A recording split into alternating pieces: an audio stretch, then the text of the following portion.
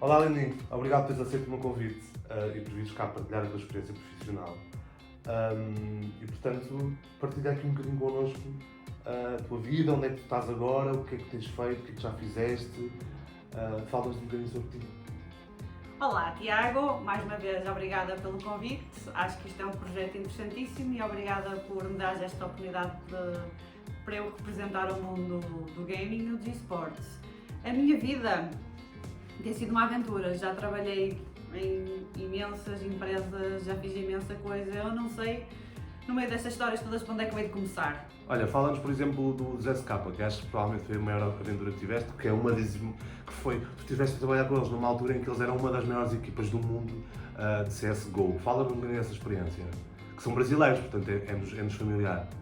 Sim, a SK Gaming é uma empresa alemã, mas eles contrataram um line-up brasileiro que acabou por ganhar 2 Majors, ou seja, o Major é o Mundial, o maior campeonato que tu podes ter, e eu fui com eles para o Brasil, para Belo Horizonte, e foi das experiências mais incríveis na minha vida, porque eu nem sei como descrever, eram estádios cheios, miúdos sempre atrás dos meus jogadores, nós não podíamos dar 2 passos sem segurança, toda a gente queria botar-lhes a mão, toda a gente gritava o nome deles, eu nunca na vida vi algo assim. E eu percebi que os esportes eram mais que um jogo, era um modo de vida, uma revolução, Uma forma de estar, não é? uma forma de estar que unia pessoas, unia uma comunidade.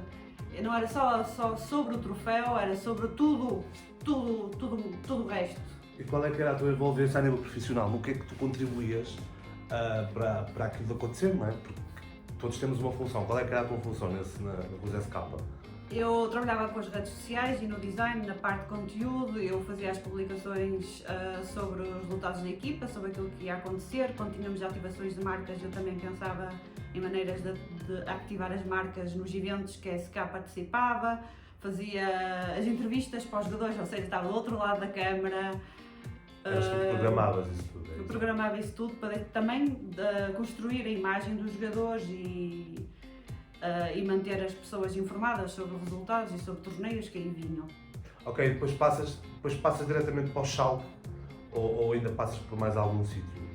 Não, eu fui depois para o Schalke e trabalhei noutro ecossistema, que é o ecossistema de League of Legends, que funciona um bocado diferente. Então, estávamos sediados em Berlim é onde está a LEC, que é o Campeonato Europeu de League of Legends, e estava a trabalhar com o Schalke. Portanto, mudaste para Berlim, certo? Sim. Ok. E no Schalke trabalhava com redes sociais e com design, e o Schalke, o franchise de esportes, tinha um orçamento, se calhar de 400 mil euros para budget, para jogadores e também todo o staff. E aquilo envolvia muito dinheiro mesmo. E também tínhamos os nossos parceiros. Eu também trabalhava na questão da ativação de parceiros, não só de teclados, mas também de marcas de comida que haviam lá na Alemanha.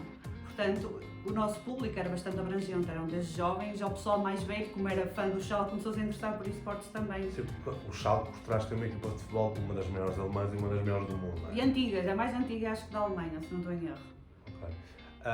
E conseguiste assistir a algum projeto, algum torneio de League of Legends, por exemplo? Porque eu sei que em Berlim é onde se realizam os maiores torneios de League of Legends, certo? Certo, nós tínhamos uns estúdios em Berlim, que eram até na zona onde as televisões alemãs e o cinema alemão também tinha lá estúdios, onde se gravava o The Voice of Germany, por exemplo, e ao lado estava o estúdio da LEC, então, onde nós tínhamos campeonatos, jogos todos os fins de semana. Já era basicamente a Liga Europeia. E foi uma das experiências mais interessantes da minha vida, é que nós íamos para o estúdio, gravávamos lá os jogos e tínhamos tudo, comentadores, signing sessions, meet and greet, tirávamos fotos com os fãs e foi muito interessante trabalhar essa dinâmica toda, desde estar com os jogadores e acompanhá-los e gravar conteúdo com eles e depois também entregar as jerseys aos fãs, fazer giveaways. A Mercedes, entretanto, tornou-se sponsor da Riot, que é a empresa de League of Legends, e depois nós tínhamos lá até carros da Mercedes, cada um personalizado para a sua equipa. Isso foi a maneira como as empresas começaram a ver que realmente funcionava, viram a Mercedes a fazer isso de uma maneira mais inteligente, eles estavam a produzir os seus próprios conteúdos especiais para os torneios. E como é que funcionava? Qual é que era a ativação? Lembras-te, por exemplo, havia um carro por equipa? Sim. Qual é que era a ativação que eles faziam nesse evento?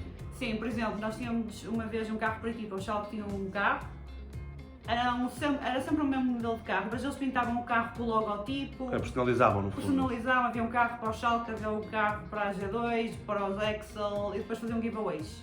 E houve uma altura que a ESL também fez uma coisa semelhante e ofereceu um carro mesmo ao MVP, ao Explica às jogador. pessoas o que é o MVP. É o jogador do torneio, basicamente o jogador mais importante.